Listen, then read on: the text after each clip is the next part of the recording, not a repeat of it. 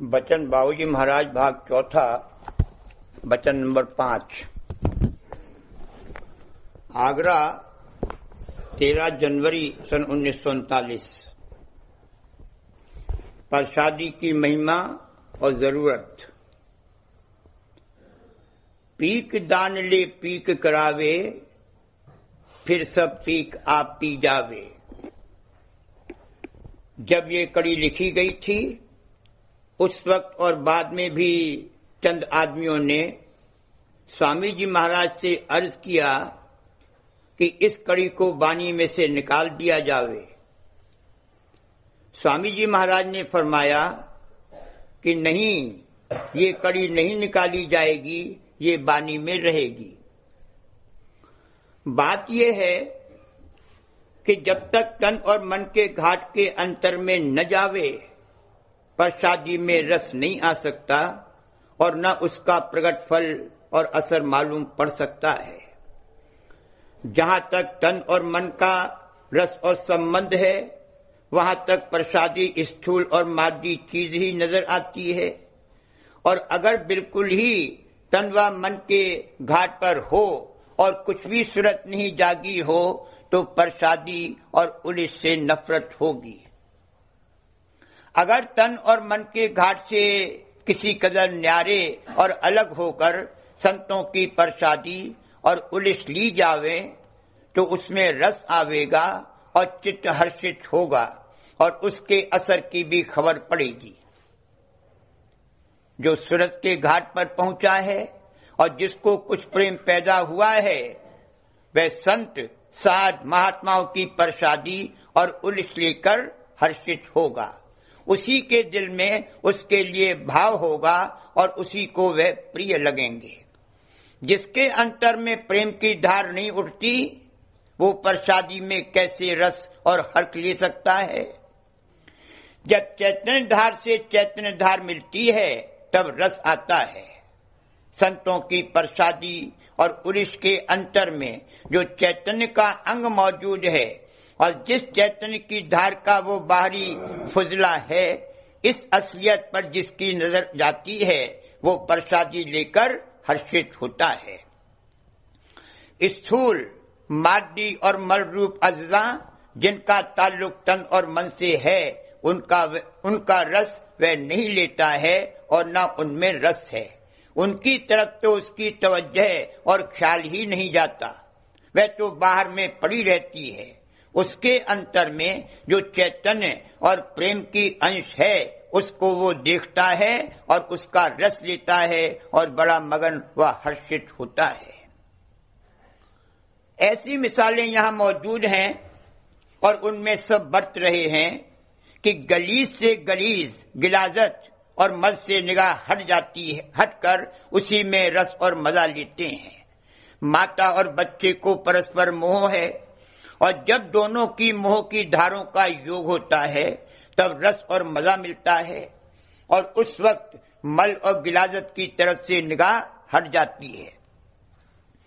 एक दो और भी मिसालें हैं जिनको सब जानते हैं और यहाँ खोलकर बयान करने की जरूरत नहीं है। जो लोग उलिस और प्रसादी पर आक्षेप करते हैं उनको होश और पता नहीं है कि वे क्या कहते हैं और क्या करते हैं। वे आप गिलाजत और मल में रस ले रहे हैं और बरत रहे हैं। प्रसादी लेना पूरा और दुरुस्त तभी है जब प्रसादी लेकर चित्त में हर्ष हो। प्रसादी तो सभी लेते हैं और जो प्रसादी लेते हैं उनके दिल में कुछ न कुछ भाव तो जरूर ही है, वरना क्यों कोई किसी की प्रसादी लेगा। मगर सबका प्रसादी लेना एक नहीं है। जैसे सत्संग दर्शन सेवा वगैरह सभी करते हैं और वचन भी सभी सुनते हैं, मगर सबका इन कार्रवाइयों का करना एक नहीं है। सबको एक ही किस्म का इनमें रस और हर्ष नहीं आता है। दर्शनों का रस तो ऐसा है कि अगर पूर्ण अंग में प्राप्त हो तो दीवाना हो जाए। इसी तरह संतों की बानी में बड़ी कशिश और असर है, मगर अंतर में खिंचकर और सिमट कर पाठ करे तो वह मालूम पड़े, वरना कई मर्तबा शुरू से आखिर तक पाठ कर जाने से भी कुछ नहीं होगा, बल्कि नादान कहेंगे ये तो चूरन के लटके हैं, कोई अच्छी शायरी भी तो नहीं है जिसमें कुछ मजा आवे। सत्संग, दर्शन, परसन, सेवा, प्रसादी वगैरह जितनी परमार्थी कार्रवाइयां हैं उनके करने में सबको एक सा रस नहीं आता है। इन कार्रवाइयों में पूर्ण अंग में रस तो उसी को आता है जिसकी सूरत पूरी जागी है, और बाकियों को किसी को कम किसी को ज्यादा रस आता है। और बहुत से ऐसे भी हैं जिनको कुछ भी रस नहीं आता। तमाम जहान भरा पड़ा है, सबको सत्य परमार्थ से और उसके करने वालों से विरोध है, तो क्या उनके विरोध से या उनके तान और तंज और निंदा से परमार्थ और जीव के कल्याण की कार्रवाई बंद कर दी जाएगी? अगर पीक दान वाली कड़ी निकालना चाहे तो सारी बानी ही निकाल दे, सत्संग उठा दे, राधा स्वामी मठ ही उठा दे। श्लेष्मा की धार या श्लेष्मा जिसको कहा है, उससे मतलब महज कफ से जो बाहर मल रूप में निकलता है नहीं है। श्लेष्मा की धार अमृत की धार है जो अंतर में टपक रही है।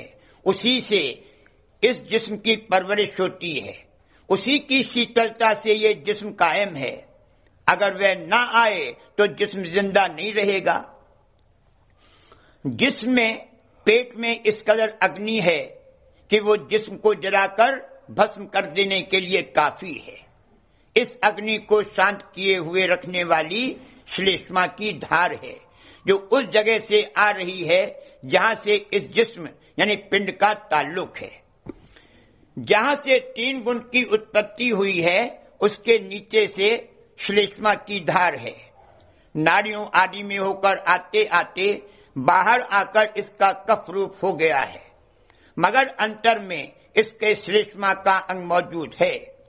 ये कायदा है कि जो धार या शक्ति जहां से निकली है, उसके नीचे अंतर्गत वह सब जगह मौजूद है, कोई उससे खाली नहीं है। मगर जिस जिस घाट पर यह प्रकट होती है यानी निकलती है, वहां उसका रूप उस घाट के मसाले के मुताबिक होता है। जिस कदर नीचे उतार होता जाएगा, उसी कदर वो धार या शक्ति अंतर्गत होती चली जाएगी और उस पर वहां के मसाले या मादे के परत पर परत चढ़ते जाएंगे। इसी तौर पर सूरज चैतन्य सबके अंतर के अंतर्गत और सब जगह मौजूद है। क्योंकि सूरज की धार सबसे ऊंचे घाट या देश से आ रही है, मगर सब जगह मसलन यहाँ वह सुर्त रूप में कार्रवाई नहीं कर रही है। सुर्त की सुर्त रूप में कार्रवाई सूरत के देश में, जो कि सत्य देश यानी दयाल देश और निर्मल चैतन्य देश है, वहां है। इस घाट पर सूरज चैतन्य सोई हुई हालत में है और इस घाट पर जो और शक्तियां उससे उत्पन्न हुई वे काम कर रही हैं। मगर संत या सात की ये महिमा है कि उनकी सूरत जागी हुई है। कहने का मतलब ये है कि और इंसानों में तन की परवरिश के लिए श्लेष्मा की धार और अमृत की धार 3 गुण के नीचे यानी पिंड के नाके से आ रही है, और संतों में जो धार आ रही है वह 3 गुणों के ऊपर सरगुण निर्गुण के परे निर्मल चैतन्य देश से आ रही है। इसलिए उनकी प्रसादी और पुलिस में विशेष चैतन्यता है।